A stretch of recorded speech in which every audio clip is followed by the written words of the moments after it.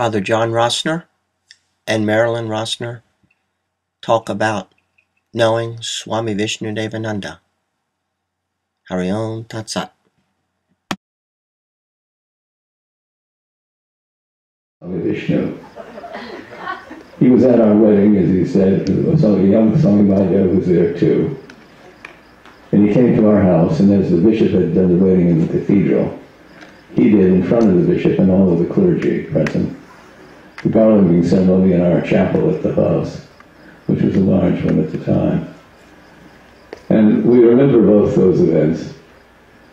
But the funniest little thing I'll leave you with was that when we were outside the cathedral, everybody was throwing rice and confetti. Somebody had given us a limousine to drive us to the house as a present for the wedding, the loaned one.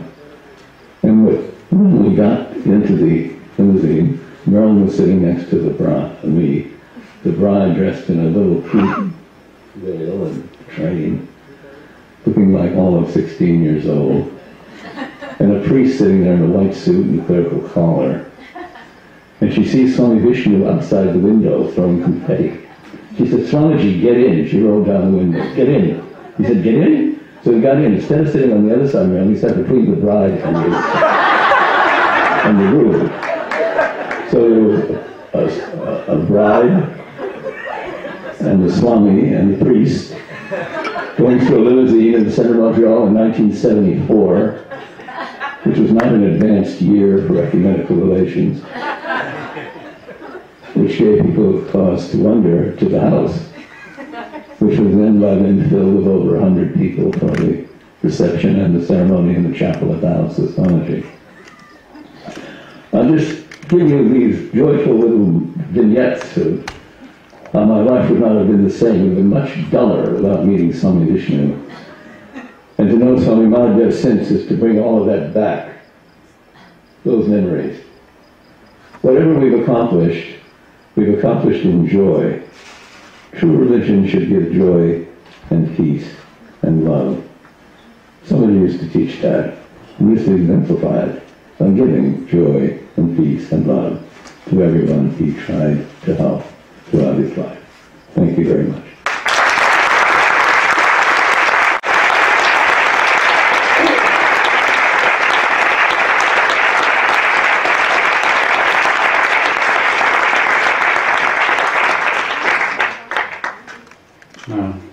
Asatama Sadgamaya Tamasama Jyotirgamaya Miturma Amritam Gamaya.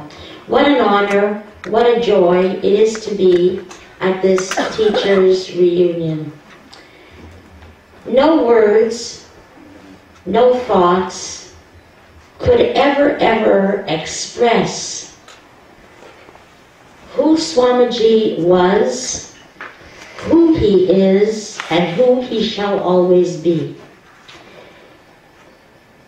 Every day as I'm on this earth and do my sadhana, my practice, I think of what a great blessing that I have had to have known Swamiji and to have met him when I was very young.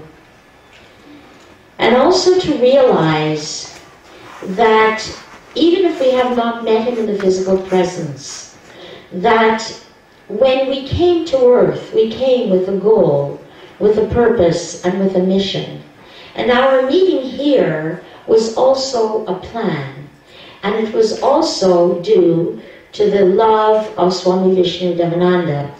I want to share a little bit about my life, knowing him, and to tell you a little bit about, for me, who he is. John told you the story about this wedding, but the real truth is That's funny. the real truth is before I agreed to marry Father John, I went to Swamiji and I said, I met this person. He asked me many questions and he knew I had really tried to live a very pure, innocent, yogic life. And Swamiji thought, and he said, Lalita, I'll tell you like this, you tell him, your marriage will work if God is first, I'm second, and if he takes third place.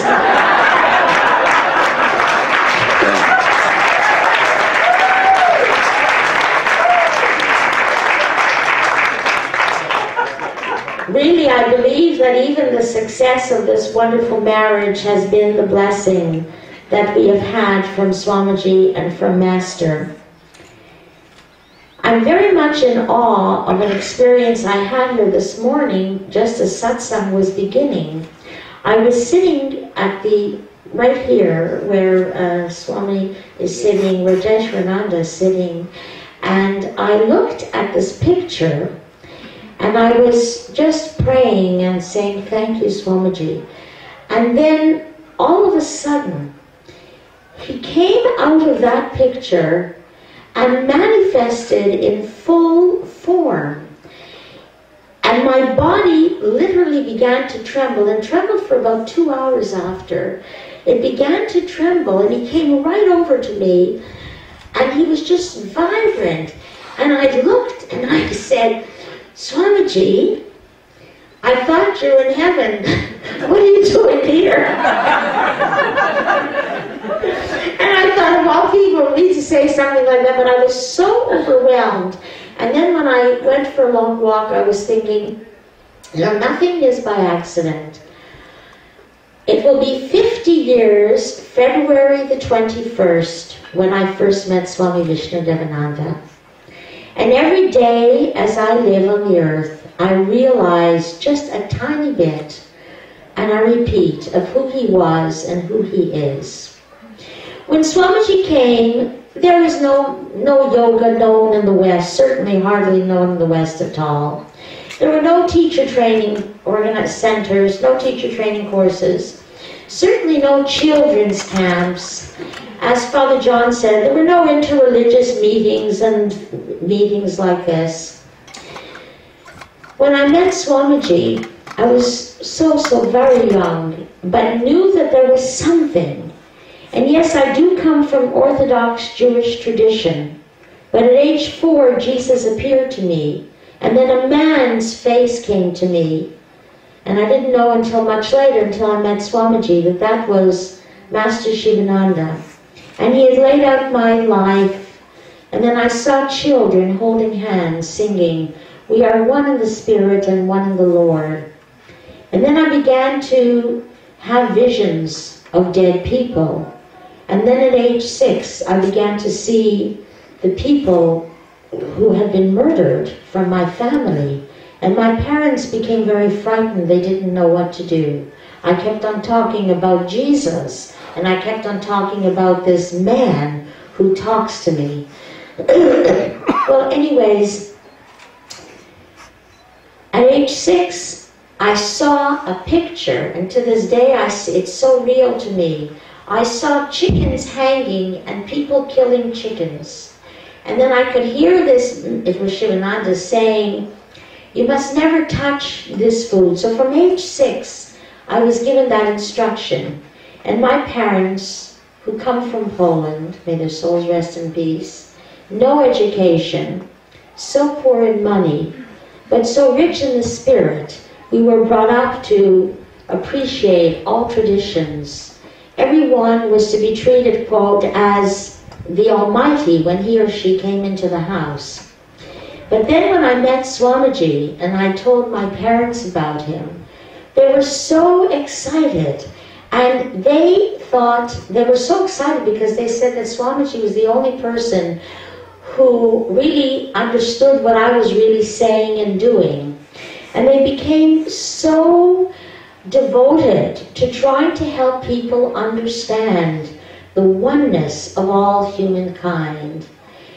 And this is all Swami Vishnu-devananda. I remember when he started the yoga center, well, a couple of years after, but I remember when he brought yoga into the hospitals. There were 300 people at what was considered the largest, they used to say, mental hospital, they don't say that now. And the doctors were lined up, the nurses were lined up, and there he taught the class. when he was giving a course at the Y in downtown Montreal, there were people lined up literally around St. Catherine Street trying to get into this class. He was the one who really did everything. That's all I can say.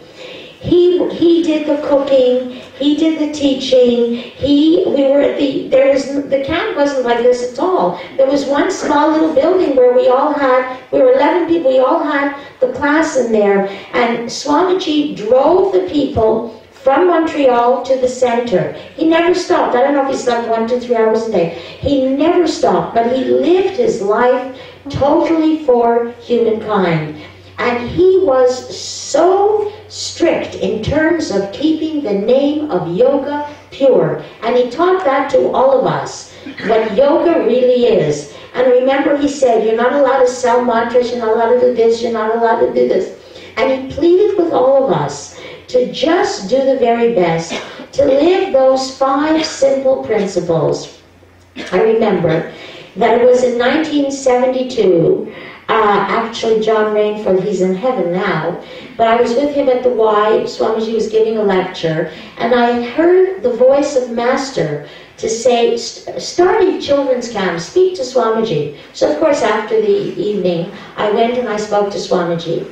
And I was already teaching at the university and the college, etc. at the time. It was 1972, it was March. And I said, Swamiji, I had this impression from the beloved Master.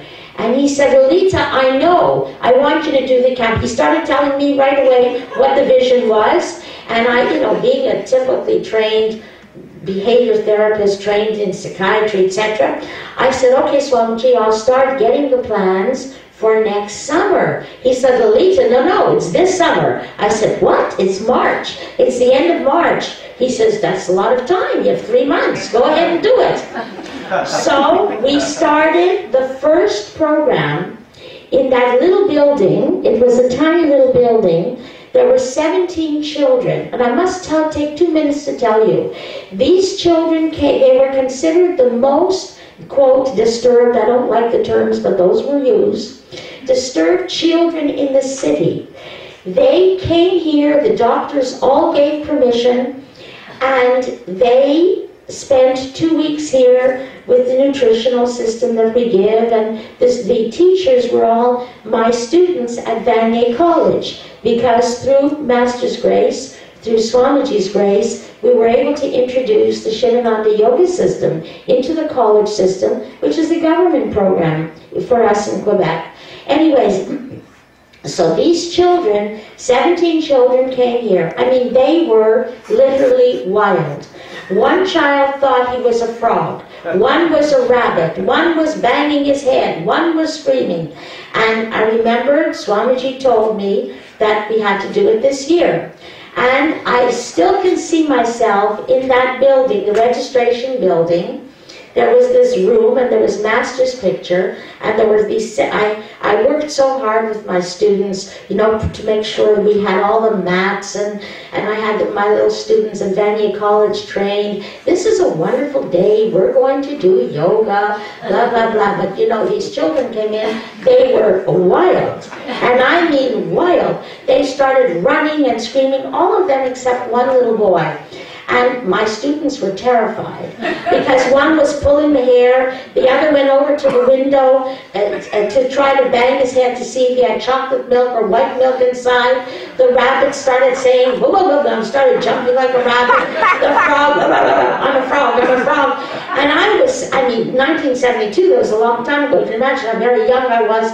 And with every bit of strength I had, I looked at that. That's the picture, actually. I looked at that picture is everywhere in my house, in my office. In my office, 2 sets, not only one. One there, one in front of my desk, one on my desk. And I looked and I said, Master, you told me to do this. And I had tears. I said, please help. All of a sudden,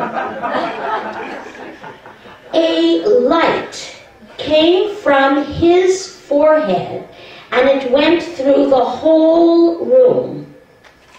God is my witness